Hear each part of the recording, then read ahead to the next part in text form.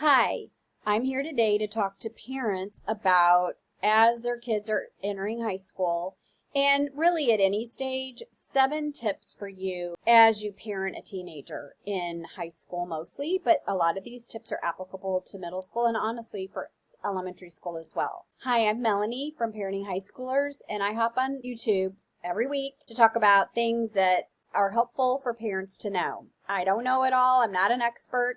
But these are things that I've learned over the years. My husband and I have struggled through. We've brought 2 kids through the teens, and we've got a 17-year-old now, and our kids aren't perfect, and we don't know it all. But I'm just really trying to help parents with the knowledge that I have gained the hard way in most cases, or learned later and wish I would have known. Number 1, set expectations and limits. So just because your kid's a teenager now, doesn't mean they don't still need rules or boundaries. We really only ever had 2 rules. I can put the link below, a blog post about our discipline.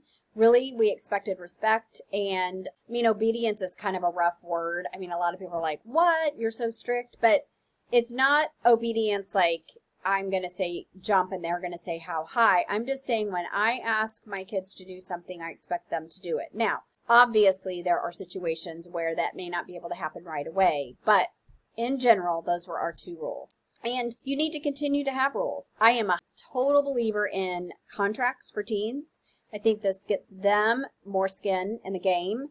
And honestly, every contract that my kids have written, every single one of them has been way more picky and strict than anything that I would have come up with. So, and it has to be agreed on both. So, in a lot of cases, we've had to say, it does not have to be that strict. I highly encourage you to try some contracts. Number 2, stay positive. There's going to be bad days. There's going to be times when our kids need our encouragement. That doesn't mean say, oh, you'll be fine. No.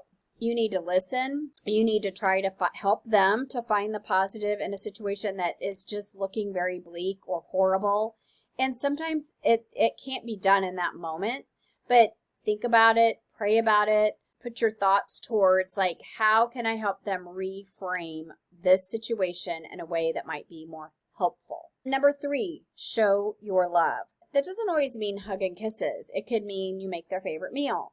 It could mean that you just choose to not talk to them. Sometimes that's the biggest gift we can give to our teens, is they know they've messed up maybe in a situation, or they're going through something hard and in their minds, we have never experienced this before. So sometimes it's just best to just back off, show love in whatever way you feel your teen would most appreciate. And try to do this each day. And each day it's going to be different and each kid is different. So be creative.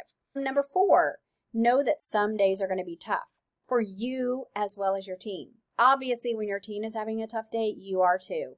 We own those emotions for them, and we need to give ourselves the freedom to be okay even when they're not. And to know, like my mom used to say when I'd call her from college, that I would dump my bucket, whatever was on my mind, whatever I was upset about, worried about, all that, I would tell her, I would, vomit it out on her. And then, she wouldn't hear from me for 2 or 3 days, and it would worry her. And so she would call and I wouldn't even bring it up. And she's like, well, whatever happened? And I'm like, oh, I don't know. So just know that a lot of times when our kids are struggling, a lot of times they just need to get it out. So remember to keep that all in perspective. And, you could even send them a note, or put a note on their mirror or on their bed, how did that all work out? And they may just say, Mom, that wasn't anything. Well, at least then now we can text. Back in the day, I'm so old, you couldn't text. You would have to call again. And usually, it was once or twice a week. So we've moved on from those days. Number 5, find the humor. This can be difficult.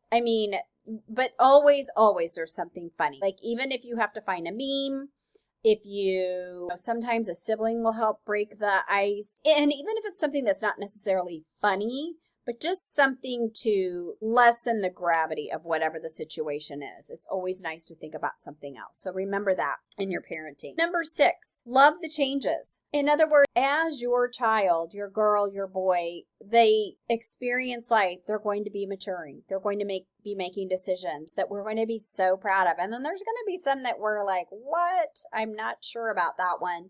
But appreciate the fact that they are starting to do things, think things, know things that are beyond us, that are part of their life, and be excited for them and just love that they are having these experiences that will help them in the future. Whether it's a good or bad thing, we can learn from everything. Keep that in mind. And then keep them talking. That's a huge thing for me. A lot of teens naturally want to pull away from us, and that is okay. But don't let it get to the point that you're not talking. We put limits on the amount of time that our kids could shut their door. I have a couple YouTube videos about this. One is on solitude, and I can't remember what the other one is, but I'll try to remember to link them below.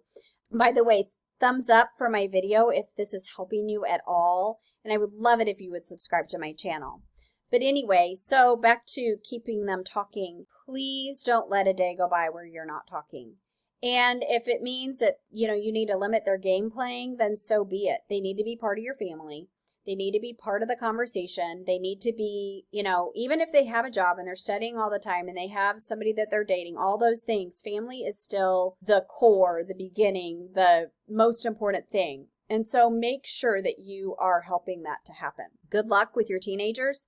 Have a great day. And again, thumbs up and subscribe to my channel below, and I'll see you next week.